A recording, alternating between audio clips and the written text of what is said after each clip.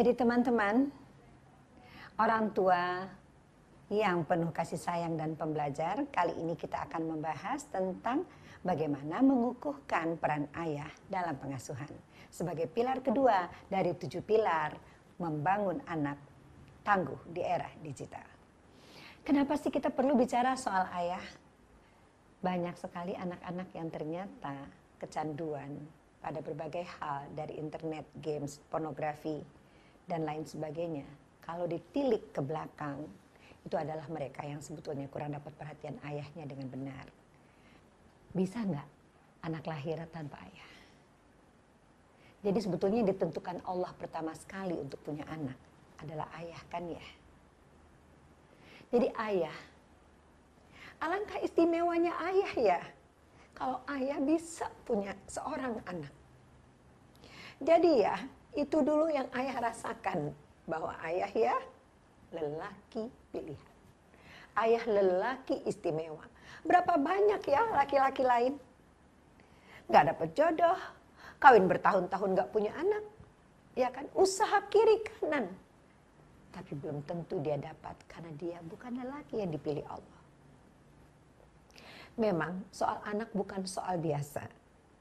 Dia betul-betul bukti kekuasaan Allah. Karena Allah mengatakan, ada engkau yang aku beri keturunan. Anak laki-laki saja, ada yang perempuan saja, ada yang laki dan perempuan, dan ada yang tidak aku beri keturunan. Jadi sekarang ini kita mau berbicara bahwa sebetulnya pada ayahlah dititipkan benih itu kan ya. Tidak ada kehamilan tanpa ayah. Oleh karena itu ya, ayahlah yang menjadi pemimpin dalam keluarga. Jadi ayah mau bawa kemana ya? Bentukannya keluarga ayah mau kayak apa dan ayah mau bawa kemana, semuanya terpulang kepada ayah. Teman-teman sekalian, ketika kita bicara tentang kesiapan menjadi orang tua, kita telah membahas bahwa penciptaan manusia oleh Allah tidak lain adalah untuk menjadikan penyembah Allah. Illa liya'bud. Jadi, banyak sekali contoh di dalam Al-Quran. Bagaimana Nabi Nuh menghimbau anaknya untuk naik ke perahunya karena Allah. Dan bagaimana kita belajar dari Ibrahim, yang walaupun dengan kekurangan waktunya, beliau mengajarkan anaknya bagaimana takwa kepada Allah. Dan terbukti telah melahirkan anak-anak yang soleh. Nabi Zakaria sebagai walinya Maryam mendidik ketauhidan. Luqman yang namanya dicantumkan menjadi ayat dalam Al-Quran, memberikan berbagai macam wasiat menyangkut akidah, syariah, dan akhlak manusia. Dan Muhammad sallallahu alaihi wasallam yang walaupun tidak berayah sejak dalam kandungan, tapi beliau mempunyai seorang kakek. Dan setelah kakeknya meninggal pun punya seorang paman yang mengasuh beliau sehingga menjadi pribadi tauladan yang tangguh, mandiri, ayah dan kakek yang luar biasa. Berbagai penelitian yang dilakukan mengenai peran ayah menunjukkan bahwa ayah yang terlibat, penuh kasih sayang dan berinteraksi cukup dengan anak-anaknya akan menghasilkan anak-anak yang lebih pintar, lebih sehat fisik dan mentalnya, lebih mudah menyesuaikan diri, ya lebih mudah tumbuh menjadi orang yang lebih pengasih, sukses di sekolah, dan jauh lebih berani di luar hubungan ibu dan anak, lebih percaya diri dan mudah beradaptasi. Saya mau contohkan sedikit buat ayah ya ayah. Waktu ayah mengajarkan anak naik sepeda, ayah pegangnya bagaimana ya? Di depan apa di belakang? Di belakang kan ya? Ya. Terus kalau anak sepedanya goyang-goyang, ayah bilang gimana ya? Udah nggak apa-apa, jatuh-jatuh sedikit, ya kan ya? Kalau kami ya sebagai ibu ngajarin anak naik sepeda, kami pegangnya di setang, ya. Kami takut, ya kan? Itulah ya mengapa dengan ayah anak-anak sesuai dengan hasil penelitian tadi akan menjadi lebih berani, mandiri, percaya diri. Karena siapa ya? Karena ayah. Jadi ya kita bicara sekarang tentang kewenangan ayah ya. Ayah kan tadi penentu GBHK, seperti bentukan keluarga yang tadi pakai gelas. Yang kedua ya, ayah menentukan kebijakan dan peraturan. Maka kan sering disebutkan bahwa al-ummu madrasatul ula. Ibu itu adalah guru. wa abu mudiruha. Ayah kepala sekolah ya. Jadi ayah yang nentuin kebijakan. Mau bagaimana sekolah ini peraturan-peraturannya, ya kan, pelaksanaannya. Lalu kemudian nanti bagaimana hasilnya, lalu dievaluasi lagi dengan tes, ya kan ya. Ayah silakan mau mengevaluasinya kapan? Per anak kah? Atau bareng-bareng semuanya? Per anak bisa pada ulang tahun perkawinan ayah, ulang tahun anak, ya. Anak yang kedua lebaran, anak yang ketiga puasa. Terserah, tapi ya seperti perusahaan ya. Ada perencanaannya, ya kan ada meeting akhir tahun kan ya untuk menentukan target tahun depan. Kemudian dijalankan, kemudian dievaluasi, kemudian dibuat perencanaan kembali. Jadi kalau orang bilang, oh keluarga mesti dibikin seperti perusahaan, iya. Bosnya siapa? Kepala sekolahnya siapa? Ayah ya. Jadi dari sini ayah bisa merefleksi bagaimana ya perencanaan tahun depan bagi anak-anak kita di era digital ini.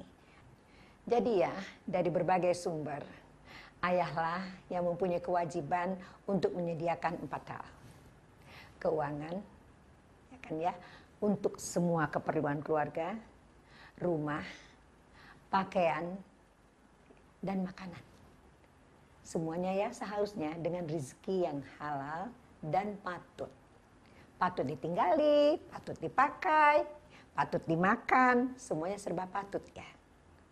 Dan untuk itu menyelenggarakan masalah pengasuhan ini tentunya membutuhkan training. Ibu, ayah perlu training juga.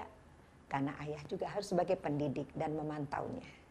Ayah juga harus memperhatikan keselamatan keimanan anak, keselamatan dirinya, keselamatan emosinya, dan keselamatan seluruh hidupnya. Oleh sebab itu ya, bukan hanya kewajiban. Ayah-ayah juga punya hak, ya. Hak ayah untuk dicintai, dihargai, dihormati, diperdulikan oleh seluruh anggota keluarga dan selalu dipercaya. Untuk itu ya, ayah harus membuktikan bahwa ayah berhak atas semua yang kita sebutkan tadi itu. Nah sekarang ya, kita mau berbicara tentang kalau ayah tidak terlibat. Ini kita mengacu kepada studi yang dilakukan oleh Henry Biller. Yang menarik dari studi Henry Biller ini adalah karena dia meneliti kontak ayah anak. Nah ternyata di Amerika, studi yang dilakukan Henry Biller menunjukkan bahwa kontak ayah anak setiap hari itu kurang dari 20 menit.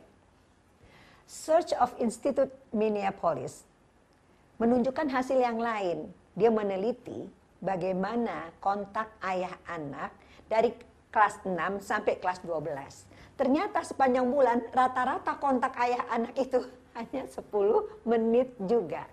Sekarang bagaimana kontak ayah dengan anak-anak ayah ya?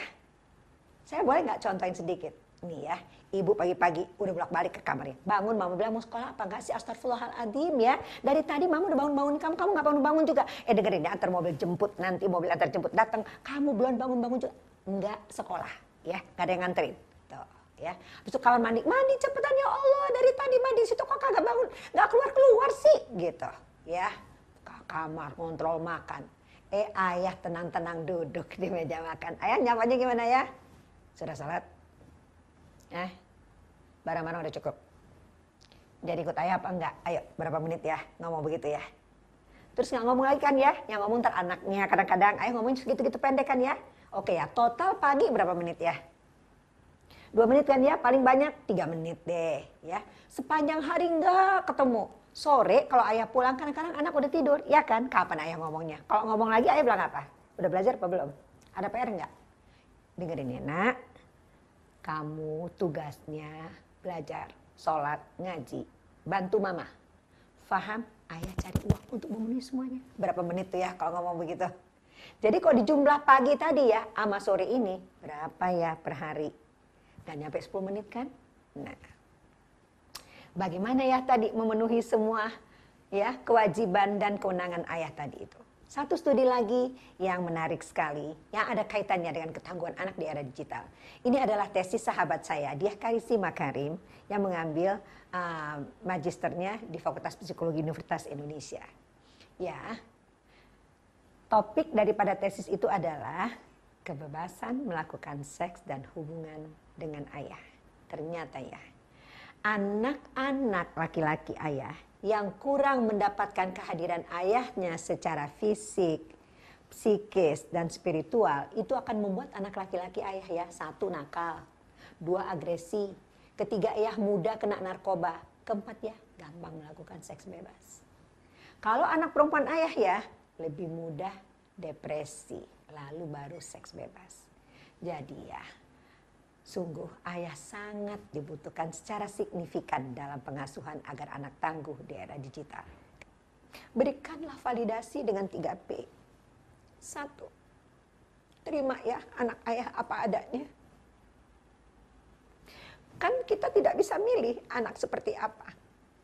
Kedua ya, hargai apa saja yang dia bisa lakukan sesuai dengan keunikan dan kemampuannya.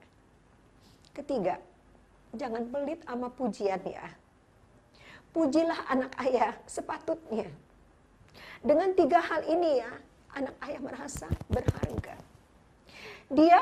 Keberhasilan ayah bukan pada harta yang ayah kumpulkan. Pangkat ayah yang tinggi yang harus dibanggakan, bukan ya. Keberhasilan ayah adalah apabila anak ayah mengatakan kepada ayah, "Ayah, kalau aku besar nanti, aku ingin seperti ayah." Dan ketika saya bertanya pada anak perempuan saya, apa yang dia inginkan dalam hidupnya? Dia bilang, "Aku pengen cari suami, Ma. Kalau bisa, kurang lebih seperti ayahku." Selamat berjuang ayah, menjadi ayah hebat, ayah yang kami cintai, ayah masa depan Indonesia. Nah, sekarang bagaimana kalau takdir menentukan lain? Terpaksa tidak berayah karena perceraian di dunia atau perceraian untuk selamanya. Berarti ibu lah yang harus di depan. Ibu menjadi ayah juga, menjadi ibu juga. I love you, Ibu. Pertama, Bu, jangan lupa bahwa anak kita dijadikan hamba Allah yang takwa. Itu dulu diutamakan. Ini dulu yang Ibu prioritaskan. Karena kalau dia udah takwa, dia pegang Quran dalam dirinya, Bu. Kita jadi tidak perlu terlalu cemas terhadap macam-macam hal. Ibadahnya baik, akhlaknya mulia.